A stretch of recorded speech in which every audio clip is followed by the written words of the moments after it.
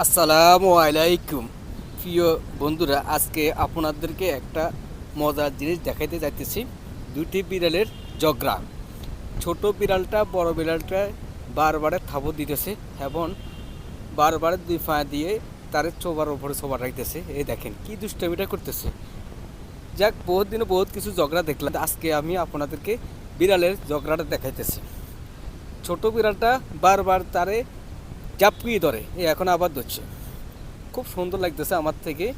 দুষ্টামি বলেন নাকি ঝগড়া, আপনারাই কমেন্টে জানাবেন।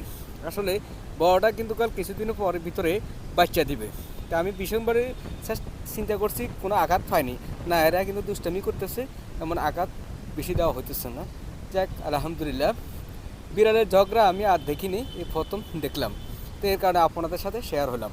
তো আমার ভিডিওটা কেমন হয় কমেন্টে অবশ্যই জানাবেন, বিস্তারিত লিখে দিবেন। আর এই ছোট বিড়ালটা কিন্তু কাল ভীষণ দুষ্টামি করতেছে বড় বিড়ালটার সাথে, কিন্তু বড় বিড়ালটা কিছুদিনের ভিতরে বাচ্চা দিবে এবং বাচ্চার মা এখন কটাতে জানি না। তো এই হলো অবস্থা।